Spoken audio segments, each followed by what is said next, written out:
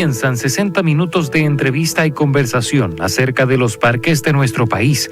Conoceremos de la historia e importancia que tienen para el crecimiento de la sociedad. En Radio U Central 107.1 FM presentamos Parques para Todos, con la conducción de Juan Medina Torres y Mariela Espejo. Hola amigos y amigas, muy buenos días. Estamos frente a una nueva versión del programa Parques para Todos. Un programa producido por la Fundación Cerro San Cristóbal. Un poco el aula con el frío se confunde un poco. Se congela la lengua. Saludamos a Francisco Saavedra en los mandos técnicos, David Valenzuela, que nos acompaña, nuestros colegas periodistas. También esta mañana está con nosotros Álvaro Medina. Y tenemos un invitado especial hoy día. Un invitado que nos va a conversar sobre la salud mental. Que es tremendamente importante en una sociedad que estamos acogotados con los problemas, con deudas, con agobio, con angustia, etcétera. Y cómo esta situación de salud mental se relaciona con los parques urbanos. Son importantes los parques urbanos, Nicolás Joffre, para la población. Nicolás Joffre, los saludamos. Hola, buenos días.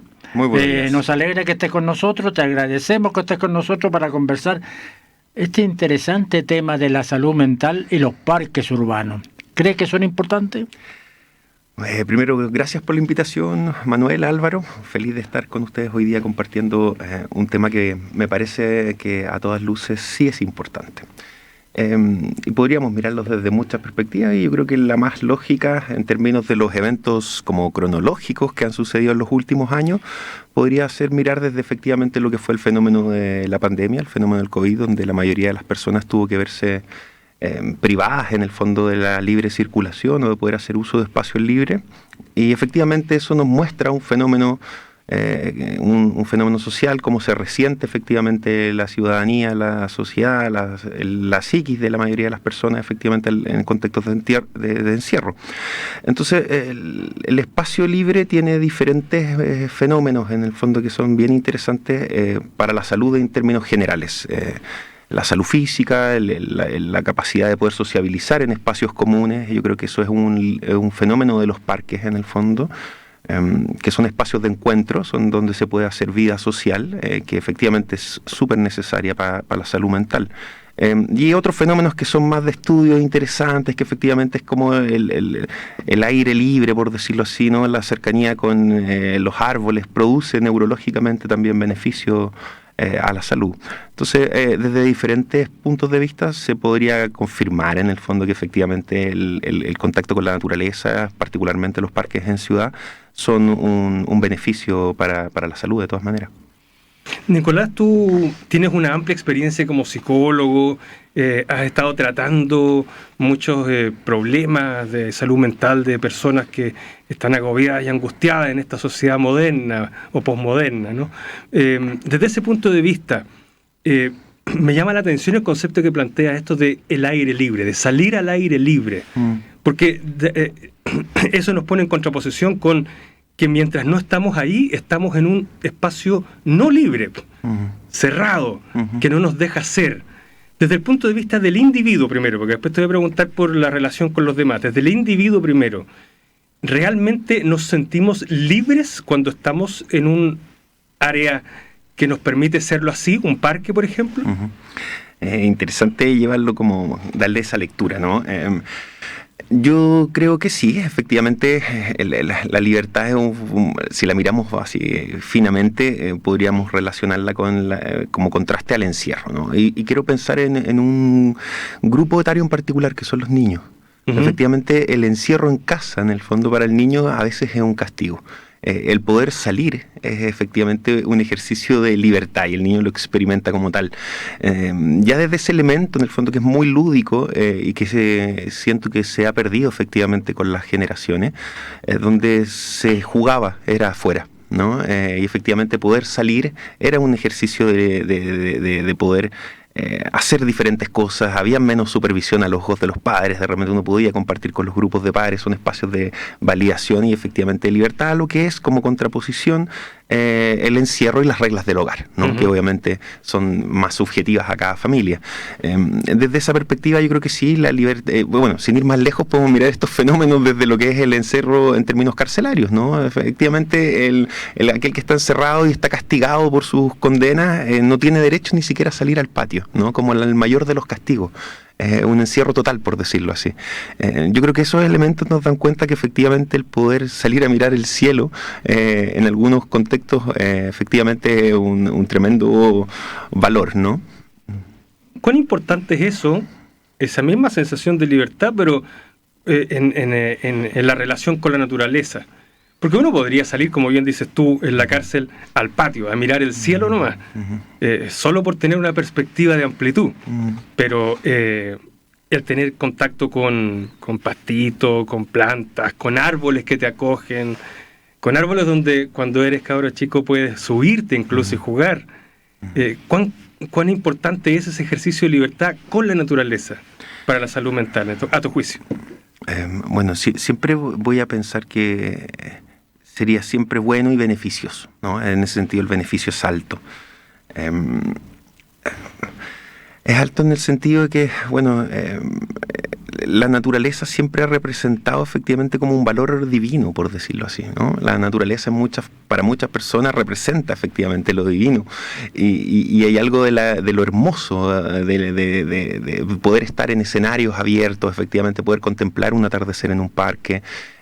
Son elementos a los cuales en un contexto ciudadano cada vez estamos más ajenos. Entonces yo creo que también se empieza como a romantizar también aspectos que se van perdiendo con el tiempo.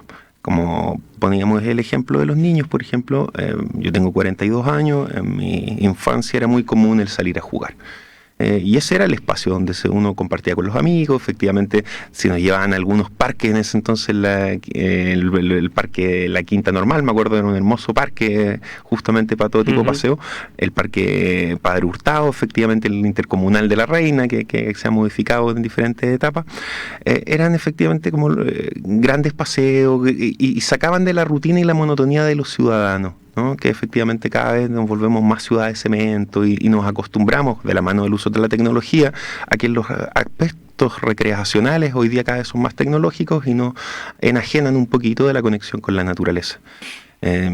Y yo he sido parte absolutamente de ese recorrido, ¿eh? No voy a ser cínico aquí y decir que soy un amante de la naturaleza, porque es algo que trato de hacer en alguna justa medida, pero sé que efectivamente son espacios que se van perdiendo, pese a todos los beneficios que tienen, ¿no? Y algo que conversábamos con Manuel antes de entrar al programa era justamente que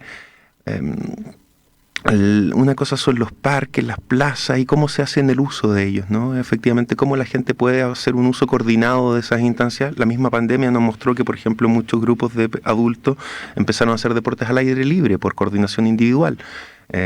Pareciera ser que hay poca gestión de las mismas comunas donde se encuentran los parques para poder generar actividades que inviten efectivamente a la participación ciudadana y que no sean solo en espacios recreacionales, dado el gusto individual de cada persona en el fondo, que es lo que uno generalmente suele ver hoy en día.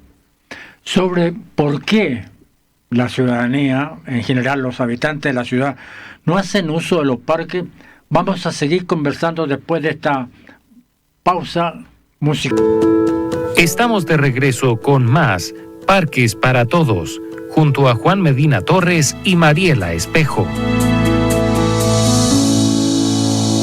Bien, son las 9:17. Continuamos en Parques para Todos, aquí por la 107.1 Radio de la Universidad Central, un programa producido por la Fundación Cerro San Cristóbal. Estamos conversando esta mañana con el psicólogo clínico Nicolás Joffre, que tiene amplísima experiencia en tratamiento de la salud mental y desde ese punto de vista nos está acompañando para comentar y conocer la importancia de los parques precisamente para esa área de nuestras vidas, la salud mental. Nicolás, me llama la atención un tema que me pasa a mí por lo menos con mis hijos. Ya estábamos hablando de los niños. Y es que los niños están hoy día tan poco acostumbrados a la idea del parque que cualquier área verde pequeñita le llaman un parque. A veces cuando van al patio del edificio, dicen, papá, vamos al parque, como si eso fuera un parque. ¿Se ha perdido la noción de vivir el área verde, de vivir el esparcimiento en un parque, que llegamos a encontrar casi como una selva, estos pequeños patios de edificio, por lo menos desde el punto de los niños? Sí, me hace sentido efectivamente que la avanzada en la tecnología va cortando y quitando espacios al aire libre, que eran los escenarios donde se desarrollaba el juego, ¿no? El juego en sus diferentes formas. Desde la actividad social de partida. El juego efectivamente es comunitario. Primero se juntan los niños, se consensúa salir al parque, bajar a la plaza, ¿no? Antes que el parque está la plaza en una escala menor, también a nivel de barrio o más local. Y efectivamente ese era el lugar donde se realizaban las actividades lúdicas, la vida social y la tecnología como contraparte. Principalmente, yo diría, la llegada de los videojuegos a través de las consolas, yo creo que va ensimismando y va permitiendo que el niño pueda estar destinando gran tiempo de su día, en el fondo, a una actividad dentro del hogar. Y también efectivamente creo que esto es una adaptación que nos parece negativa, pero también debe haber traído elementos positivos, por ejemplo, a nivel del hogar, que por algo eso se instala y se valida, ¿no? Que los papás tienen a los niños dentro del hogar, efectivamente están más seguros. Hay elementos que también tienen que ver con situaciones de delincuencia y que para hacer como un análisis más justo, creo que también van quitándole el espacio civil del parque a la población. Pero pareciera ser también que lo que le quita el espacio al parque son las nuevas tecnologías. Yo veo a los niños muy involucrados con el teléfono. Si yo llego a un grupo de niños que está con un teléfono y los invito al parque, evidentemente que el teléfono va a ser un adversario bastante más importante que la invitación que pueda hacerles para que visiten el parque. ¿Te parece? Sí, yo creo que bueno, tiene que ver por edades. Efectivamente, la tecnología es lo que hacemos con ella. Yo no creo que la tecnología es el enemigo ni el villano de la ciudadanía en ningún sentido. La tecnología es la naturaleza del hombre. Hablando de parques, ¿no? Creo que lo más natural del hombre efectivamente es la tecnología, porque está hecho para y por el hombre, y para efectivamente facilitar su vida. El tema es que el mal uso de la misma puede ocasionar efectivamente diferentes escenarios de malestar o generar hasta cuadros de patología, fenómenos de adicción, como todo en su exceso puede ser ciertamente negativo. Pero yo creo que hay que mirar esto como por grupos etarios. Efectivamente la tecnología para un target en particular, yo diría los niños, que son los que tienen que aprender a través del manejo de los papás de la tecnología, tener un uso no adictivo de la misma. Es muy común, por ejemplo, algo que yo veo mucho en Providencia y lo encuentro muy lindo, porque también me recuerda un poco mi propia adolescencia, es que uno ve que los adolescentes todavía van a pololear al parque. El parque igual es un espacio donde tú no tienes efectivamente los ojos de los padres o del adulto responsable a tu cargo. Es muy común ver a los chicos jugando todavía en la plaza, qué sé yo, en diferentes plazas o parques fuera de los horarios de colegio. Es muy común ver las salidas de colegio, las plazas cercanas, efectivamente siguen siendo puntos de encuentro. Entonces, sí, yo creo que los espacios pueden ir perdiéndose algún sentido, pero creo que siguen siendo espacios de uso, sobre todo para aquellos que efectivamente viven en contextos, como yo diría, la gran parte de la ciudadanía, donde no tenemos la mayor cantidad de libertad dentro de un hogar o hasta una habitación para una propia persona. Entonces yo creo que los espacios al exterior siguen siendo y van a seguir siendo en el fondo una necesidad, sobre todo en una ciudad que sigue su expansión, sigue su crecimiento, sigue aumentando su población. Y un elemento para mí muy concreto de eso es que hace casi 20 años que vivo cerca del Cerro San Cristóbal, desde siempre he tratado de tener alguna visita al mismo, y la población que hoy día sube es diametralmente diferente a la que subía 15 años atrás. En el fondo es los fines de semana una masa humana caminando hacia el cerro. Tuvieron que prohibir la subida de vehículos. Exacto. La cantidad de público. De hecho, desde por ejemplo, 9 de la mañana, 9:30 de la mañana, los fines de semana, las bicicletas tampoco ahora pueden subir, solo muy temprano, porque ahora es solo una subida peatonal en el fondo. Sin embargo, el resto de los parques, a esa misma hora en que tú asistes al Cerro San Cristóbal, sábado o domingo, están vacíos. O sea, hay una ausencia, y eso nos invita nuevamente a pensar cómo el Cerro San Cristóbal tiene la capacidad de objetivar la visita. Sí. Y parece que por ahí por la educación de qué hago en un parque, está la solución de uso de los parques. Sí. Porque a esa misma hora, te repito, no existe la misma frecuencia de público en la Quinta Normal, en el Parque O'Higgins o en el Parque Providencia. Sí. ¿Qué es lo que busca entonces la gente que va al Cerro San Cristóbal y que llena el Cerro San Cristóbal y que no encuentra en otro lado? ¿Será solamente la falta de guía, de saber cómo ocupar ese espacio público? El cerro en sí le plantea retos. O a lo mejor es que el Cerro San Cristóbal es un espacio, yéndonos a lo psicológico, Nicolás, capaz que el Cerro San Cristóbal es un espacio de escapar de la ciudad, porque me lleva más arriba de la ciudad. En cambio, en los otros espacios de áreas verdes, los otros parques, estoy todavía dentro de la ciudad, no me logra hacer escapar. Quizá el Cerro San Cristóbal, en el hecho que me eleva, me hace escapar. ¿Será un poco eso? Me gusta la metáfora, en el fondo. Creo que hay algo muy lindo en eso y desde ahí creo que sí podríamos validar esa hipótesis. Yo creo que siempre son elementos multicausales. Creo que a diferencia de otros parques de Santiago, la red del Parque Metropolitano, representado por el Cerro San Cristóbal, a todas luces es uno de los que ha tenido mayor campaña, inversión y difusión también acerca de lo que efectivamente ofrece como parque. Cuenta con diferentes plazas internas dentro del parque. Efectivamente es un parque en altura que representa también el desafío del ejercicio físico. Tiene diferentes puntos de interés, desde piscinas, museos, efectivamente un lugar de peregrinación para los religiosos. Ajá. O sea, creo que efectivamente la versatilidad de poder ofrecer diferentes alternativas convoca a diferentes personas. Y yo creo que ese es un elemento de mucha heterogeneidad del parque San Cristóbal, que lo hace efectivamente un punto muy masivo de encuentro en diferentes contextos, y su fácil acceso también está muy céntrico, desde una comuna muy céntrica, acceso de 1 metro, entonces yo creo que eso también obviamente facilita que sea un lugar que y eso convoque más es gente. Interesante lo que tú dices, porque pareciera ser que al resto de los parques les falta, ¿no es cierto?, lo que estamos conversando, esa objetivo. ¿A qué voy? El Parque Metropolitano también concentra la administración y el funcionamiento de 21 parques urbanos que construyó en los últimos años el Ministerio de Vivienda y Urbanismo en la región metropolitana. Parques muy hermosos, pero que no tienen la capacidad de atracción por parte de la comunidad circundante que es la que tiene el Cerro San Cristóbal. Es curioso, es como para un estudio. ¿Qué es lo que pasa con la comunidad? Vamos a seguir conversando de este interesante tema acerca de la ocupación de los parques urbanos por parte de la comunidad, luego de nuestra segunda pausa musical. Estamos de regreso con más Parques para Todos, junto a Juan Medina Torres y Mariela Espejo. Estamos conversando en esta mañana en Parques para Todos, un programa producido por la Fundación Cerro San Cristóbal, con nuestro invitado especial Nicolás Jofré, psicólogo clínico, que nos está enseñando, y digo de buena manera, de cómo nosotros debemos usar los parques y para qué están los parques.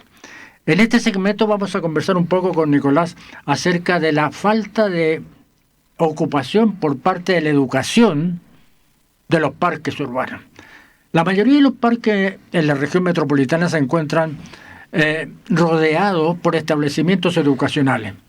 Sin embargo, hay algo que impide que la educación ocupe el parque como una sala de clase. Una sala de clase que puede ser de lenguaje, que puede ser de ciencias naturales, puede ser para dibujar, etcétera. O sea, usar el parque como una sala de clase. Pareciera ser que estamos todavía encerrados entre 4 paredes y que consideramos que la educación solo se da entre 4 paredes. ¿Es eso, Nicolás? Bueno, eso siempre ha sido, en el fondo, ¿no? El contexto académico siempre responde a la institución misma, en el fondo. A la sala de clases, ese es el lugar donde se aprende, ese es un modelo bastante clásico, yo creo, en la cual se realiza la academia. Dicho eso, era bastante más común, yo diría también, volvamos a unos 20 años atrás, un poco más, que sí era más era más probable ver en la calle el jardín saliendo a la plaza, el grupo de niños yendo al museo. Eran actividades de interacción con el medio que de alguna manera eran políticas de las instituciones escolares en el fondo. Era todo un protocolo, me imagino, todas las dificultades administrativas que por supuesto tiene tener los permisos de todos los apoderados, de los niños, el riesgo que implica salir con un curso efectivamente a un espacio abierto. Yo creo que esos elementos que también podemos asociar a una sociedad más o menos cada vez más compleja en el fondo, han ido frenando a hacer uso de esos espacios. Yo no siento que haya habido un mal juicio de parte, por ejemplo, de las instituciones escolares acerca de cómo hacer uso de la plaza, como la plaza como un mal lugar o por malas experiencias. La verdad es que no tengo información al respecto. Mi sensación es que simplemente se vuelve algo más complejo. Y la verdad es que se trata de facilitar la misma formación, la misma rutina académica, la misma rutina escolar. Y yo creo que desde ahí se va perdiendo en el fondo, y se va perdiendo como de manera transversal, no solo como desde justamente estos espacios académicos, sino que se va perdiendo desde el uso ciudadano en general que dábamos a estas áreas verdes que cada vez son más una forma de paisaje, y tú lo decías muy bien, tiene que ver con el hecho de que pierden el elemento práctico, ¿no? Son como parques que están ahí como para la recreación visual más que cumplir un objetivo práctico o que convoquen a la ciudadanía desde algún uso en particular. Como contraparte tenemos que sí operaría el San Cristóbal, que sí tiene un popurrí de opciones. Considerando la inversión, un parque no es una cosa barata, es cara.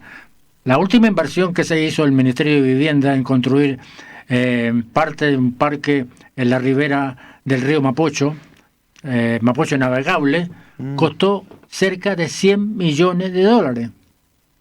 Entonces, si hay una inversión por parte del Estado para cumplir con los requisitos de una comunidad, que necesito distraerme, que necesito entretenerme, etcétera, etcétera, y de salud mental, no entiendo que nosotros todavía no tengamos una parte que nos falta, educarnos para ocupar esos espacios. Sí, súper importante la forma en la que lo expones, porque yo creo que esto tiene que ver efectivamente con que no es suficiente poder hacer la inversión para generar la infraestructura del parque, si no está acompañada de un proceso más social de cómo habitar justamente ese espacio. Algo que hoy día son los modelos de salud familiares a través de los CEFAM, los APS, tiene que ver con la prevención. Efectivamente, cómo enseñamos a la población a poder vivir en condiciones de salud. No basta con tener efectivamente la plaza abierta para que sea ocupada, sino que tenemos que invitar a la gente efectivamente a enseñarles los beneficios de la misma y ofrecerles actividades. Porque también es difícil que quede en manos de la propia ciudadanía, efectivamente, qué es lo que se puede ir o no hacer a un parque, versus, efectivamente, existe alguna administración del parque que ofrezca diferentes actividades que puedan ser de interés más masivo, en el fondo, y eso convoque a la gente. O sea, tiene que haber un trabajo mixto en ese sentido, de parte de las administraciones de los parques y, por otra parte, la iniciativa, por supuesto, de la gente que quiere ir a habitarlos. Eso me parece súper importante porque la gente, después de todo este tiempo, sobre todo después de la pandemia, tengo la sensación de que la sociedad cambió. Y cambió en un sentido negativo, porque antes uno salía a encontrarse con el otro. El otro no era un enemigo, era un otro con el que yo me podía encontrar. Y no le tenía miedo. Cuando yo salía a un espacio público, yo me encontraba con otros y no le tenía miedo. Pero después de la pandemia, parece que todo lo que es otro significó un enemigo. El otro me puede contagiar de algo, el otro me puede atacar. Está el tema de la seguridad que tú mencionabas. Y por lo tanto, entonces, salir de mi casa, salir de mi refugio, se transforma en una amenaza para mí y para mi familia. Y yo siento que eso también ha ido atentando contra la ocupación de los espacios públicos y en particular de los parques. Uno antes iba a estudiar al parque, era como el patio de tu casa. Sí. Tú lo ocupabas como parte de era una extensión de ti mismo. Ibas a relajarte un rato, a tomar un helado, a que los niños jugaran. Uno veía a gente recitando, estudiando, tocando guitarra, y esas cosas se han ido perdiendo, yo creo que por el temor al otro. ¿Cuánto nos dejó la pandemia en eso, en dejar de salir de nosotros mismos y dejar de ocupar los parques? Bueno, tremendo punto, Álvaro, el que mencionas ahí, porque yo creo que efectivamente eso ha sido un proceso real y gradual en el fondo, ¿no? La pandemia tiene mucho que ver. Yo creo que el miedo al contagio, el miedo a la enfermedad de un virus peligroso, grave, que mataba gente en el fondo, sí fue generando una sensación de ensimismamiento donde el otro sí podía representar diferentes formas de peligro, desde particularmente el contagio y la salud. Pero paralelo a eso, efectivamente, hay un proceso social que está corriendo desde hace muchos años que tiene que ver con el aumento de la delincuencia o la sensación de delincuencia. Una cosa es que efectivamente hayamos el dato duro de qué tanta más delincuencia hay o cuál es mi percepción sobre esa delincuencia. Yo creo que hoy día lo que existe es una alta percepción efectivamente sobre la delincuencia y lo peligroso que puede ser habitar ciertos espacios. La noticia obviamente nos alimenta diariamente de un montón de violencia justamente en espacios al aire libre, en la calle, en plena plaza pasa, y bueno, y desde ahí el sentido de supervivencia de alguna manera nos empuja a decir, bueno, no voy a salir a exponerme, ¿no? Porque al final salir parece que tiene que ver con eso, con exponerse a, como dices tú, un otro desde la violencia, un otro desde la enfermedad. Las campañas de invierno efectivamente hablan mucho de eso, ¿no? Como de los espacios, tratar de evitar los espacios como de encierro o de mayor aglomeración. Entonces yo creo que sí, son fenómenos que son reales y que son complejos, porque tienen alcances muy amplios que obviamente no solo tienen que ver con la mirada de los parques, sino con cómo el ciudadano va a habitar su ciudad en el fondo, ¿no? Y pareciera ser que en la lógica de una ciudad peligrosa estamos todos a quedarnos dentro de nuestros hogares para poder efectivamente vivir seguros. Bueno, y pierde el sentido toda esta lógica. La inseguridad es la que ha llevado a los organismos públicos, en el caso del Ministerio de Vivienda, cerrar los parques para darle mayor seguridad.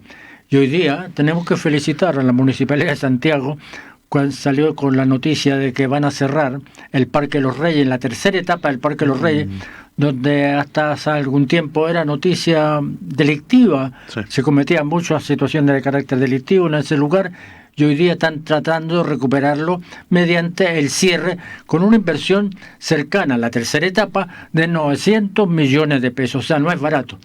Y no es barato, entonces ahí está nuevamente, si cerramos y hacemos esa inversión, yo creo que el próximo paso es decirle a la comunidad cómo puede usar el parque, las formas que tiene para usar el parque. Yo te invito, y las municipalidades pueden hacer ferias de diversos tipos en que la comunidad vaya, ¿no es cierto?, actividades recreacionales, actividades deportivas, etcétera, etcétera.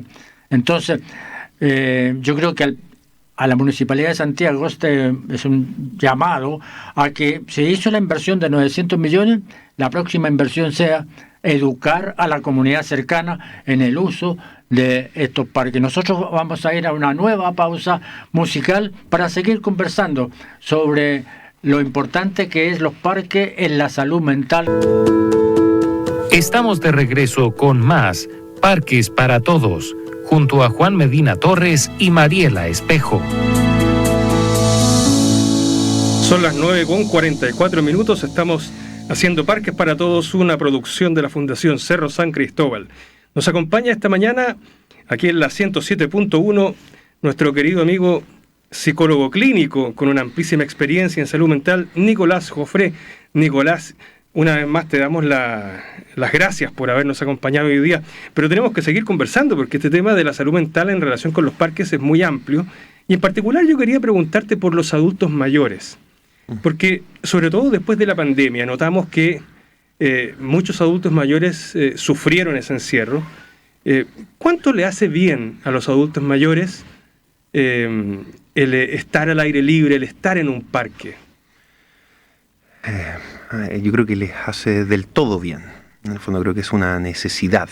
Efectivamente, son protocolos médicos, debería ser casi como una cultura ciudadana que deberíamos tener, efectivamente, algún grado de actividad física. Si lo llevamos solo primero por ese lado, en el fondo, creo que la necesidad de movilidad para la tercera edad es muy importante.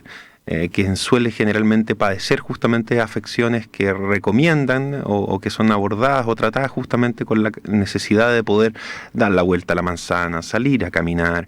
Entonces, la actividad física digamos, tranquila en el fondo, ¿no? Ya solo el hecho de salir a pasear, en el fondo caminar, es tremendamente beneficiosa si se hace de manera cotidiana, eso está absolutamente comprobado.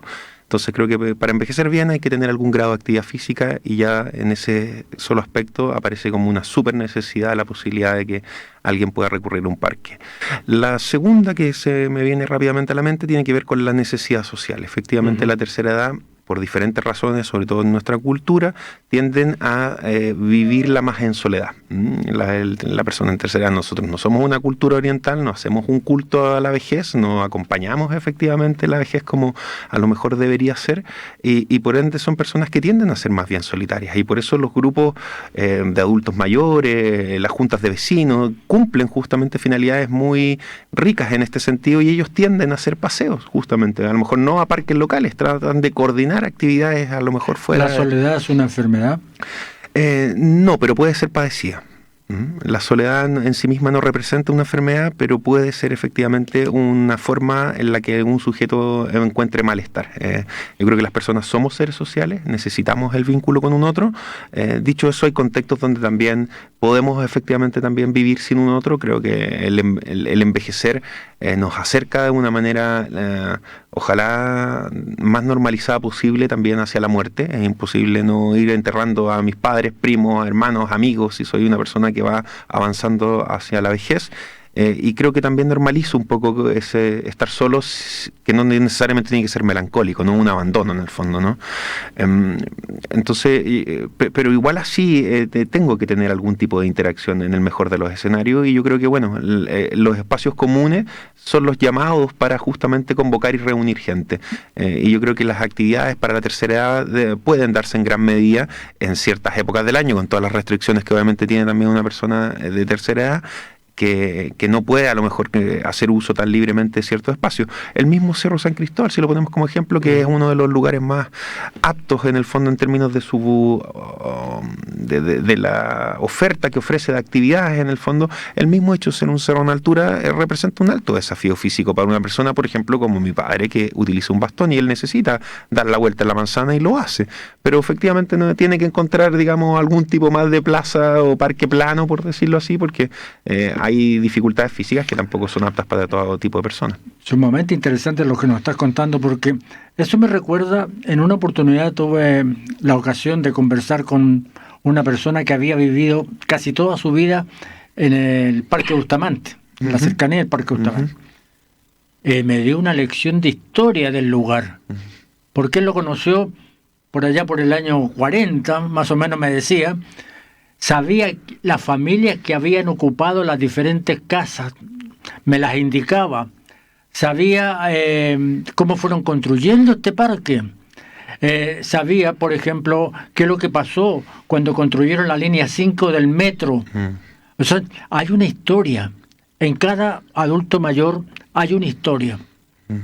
Del lugar, de la forma, de la familia, etcétera. A él, no sé, gozaba contándome esto. Yo notaba que su ánimo había cambiado cuando entró en esta conversación y yo se lo permití. Yo algo sabía un poco acerca del desarrollo de la Plaza Italia, pero le permití que él desarrollara toda esta historia que parece que tenía mucho deseo de contarla. Ahora, yo me imagino que esto en un grupo habría sido una charla, pero realmente impresionante. Sin embargo, era un adulto mayor solo, que yo lo saludé, me acerqué, le pregunté dónde quedaba tal cosa, fue una excusa en el fondo, y él pareciera ser que se sintió importante para indicarme dónde quedaba lo que yo deseaba saber. No, me parece una linda historia en el fondo. Creo que efectivamente la historia, nuestra relación con nuestros recuerdos tiene un peso emocional tremendo y nos acompaña hasta el final de los días. Pareciera ser que en la medida que más avanzamos hacia la vida, también más buscamos llegar a esos recuerdos que representaron tanto para nosotros en el fondo. ¿Juega un papel en la salud mental? Sí, sin lugar a duda en el fondo. Yo creo que desde diferentes matices, el tener recuerdos bonitos sobre ciertos escenarios son un recurso psicológico, es un lugar al donde yo puedo volver a ese recuerdo, a esa imagen, a esas sensaciones, y va a ser una experiencia al final del día más bien positiva. Yo creo que pensando en los parques y en esto de la memoria, claro, estaba pensando en parques infantiles, pero el Parque Intercomunal de La Reina, yo creo que toda mi generación tiene unos recuerdos hermosos con ese parque, porque era el parque donde iniciábamos nuestra vida universitaria, donde se realizaban efectivamente muchas de las juntas de mechones, en el fondo estaba estaba caracterizado por esos eventos de carácter masivos y anuales, y particularmente pues yo le tengo mucho cariño a ese parque, porque muchos de mis amigos, cuando nos fuimos de nuestras casas, nos independizamos a temprana edad, en el fondo muchos vivíamos en departamento, entonces el espacio donde nos juntábamos para hacer el asado y poder reunirnos nuevamente como amigos así libremente era efectivamente en un parque, era en Los Quinchos, particularmente ese parque. Entonces, sí, el tema de la memoria y cómo habitábamos estos espacios, creo que si cada uno se pone a mirar un poquito para atrás, vamos a tener todos una relación de cercanía seguramente con alguno de los parques o grandes plazas que existen en Santiago. Y eso es bonito la memoria, es bonita la historia y nuestra relación con esos recuerdos. Ojalá que eso se pueda hacer algo a lo que todos tengan acceso, que es tener recuerdos con estos espacios, que es lo que hoy día vamos viendo se va perdiendo, ¿no? Las nuevas generaciones por ahí no hacen tanto uso de estos espacios públicos como lo hicimos nosotros en algún momento. Nicolás, tú dijiste algo hace un rato y quiero colgarme de eso. Dijiste que la soledad en sí misma no es una enfermedad. Uh-huh. ¿Cuándo ya podemos empezar a preocuparnos, sobre todo a nivel de adultos mayores, de la soledad? ¿Cuándo empieza a transformarse en algo patológico o algo que duele más? Es que la soledad no es una condición, es una situación, ¿no? Es una situación social. Verse solo tiene que ver con no tener un entorno de alguna manera numeroso con quien yo pueda tener una cotidianeidad. Eso significa que yo puedo ser un adulto que vive solo, tengo hijos que a lo mejor viven fuera de Santiago y no participo en ningún grupo social o tengo amigos cercanos. Entonces yo pensaría que ese efectivamente es una persona más bien solitaria. Pero la psicología nos hace muy diversos también, entonces esa misma persona con una psicología en particular va a estar muy bien con su vida, a pesar de que a veces puede echar de menos, es alguien que puede llevar y disfruta a veces su día a día. Yo conozco un montón de personas que efectivamente evitan la interacción porque los desgasta, ¿no? El introvertido, si tuviéramos que ser muy burdos en su definición, es como la persona que se desgasta socialmente. Y el extrovertido se recarga socialmente, ¿no? Él va, sociabiliza, se siente muy bien, llega a energías por haber compartido. El introvertido no. Entonces, la soledad es algo que puede ser buscado, pero siempre hasta ciertos límites. Como te digo, las personas somos seres sociales, necesitamos formas de vínculo, necesitamos expresar y recibir afecto. Y yo creo que esos elementos, si de alguna manera alguien los tiene operativos en su mente, no necesita habitar cotidianamente una relación o un vínculo. Entonces, yo creo que... El parque entonces pareciera ser un espacio muy bueno para ambos tipos de personas. Absolutamente, de hecho es muy común en los parques ver gente solitaria. Exactamente, porque para el introvertido le permite tener espacio donde, entre comillas, arrancar de otros, estar solo pero con otros a un cierto límite, sí. Y para el extrovertido le permite socializar abiertamente con aquellos a los que puede ver, ¿no? Sí, absolutamente, creo que tiene esa dualidad en el fondo. Y bueno, es otro matiz desde donde uno puede mirar como los beneficios de lo que representa tener un espacio para ser habitado, ¿sí? Es una figura muy amplia en realidad, desde lo lúdico, desde lo romántico, desde el juego, desde el deporte, desde la vinculación social. Veo hartos grupos efectivamente de adulto mayor que a veces se reúnen y suben con un guía y les hacen efectivamente como un tourcito. Efectivo. Las juntas, efectivamente, algunas personas que conozco también que se realizan en parques, porque si la plaza es bonita y hay buen día, es mejor ir a hacer el picnic allá que estar encerrado en alguna de las casas. Cada vez hay menos acceso a las casas con un buen patio también. Si somos objetivos de una ciudad en expansión, eso para muchas personas es un lujo. Entonces sí existe la necesidad de estos espacios, pero también a veces se generan pudores, porque como sociedad avanzamos hacia la individualidad y también está un poco el pudor de vivir espacios personales como el mismo picnic en un espacio comunitario. Claro. Yo creo que también son restricciones más psicológicas que tiene la gente de cómo se habitan esos espacios, cómo miramos la gente que hace uso de esos espacios. Claro, Perdona, eso es como para decirle a un exministro que estos sí son espacios de socialización y no los consultorios. Porque ¿se acuerdan de un exministro que dijo que la gente iba a socializar a los consultorios? Exacto. Sí. Bueno, en realidad no. En estos espacios sí uno va a socializar. En el mejor de los casos. Y más aún cuando Santiago, si nosotros hacemos un pequeño estudio de los últimos 50 años del desarrollo urbanístico de Santiago, vamos a notar que esas casas grandes que conocimos en algunos barrios han ido desapareciendo para irse cambiando por los departamentos. Departamentos que no tienen más de 57, 55 metros cuadrados y donde viven muchas familias, evidentemente, que es una forma de nuevo hacinamiento social que nos está cambiando mentalmente y que nos hace desear entonces a algunos un espacio como un parque, la importancia de un parque. Y con referente a la soledad, es un tema que mundialmente ya está siendo tratado en diferentes países. Europa, por ejemplo, están muy preocupados por el tema de la soledad.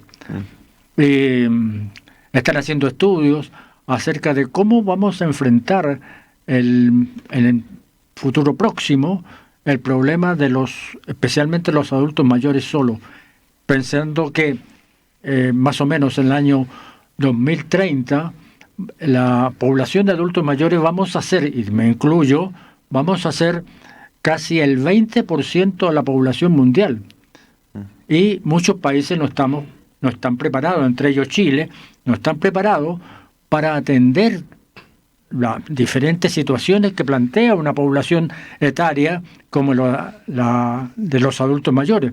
Y entonces realmente es un tema sumamente interesante, pero que mirado desde el punto de vista de los parques urbanos, creo que ahí hay una pequeña solución acerca del uso de los adultos mayores por parte de los adultos mayores, pero también por parte de los niños.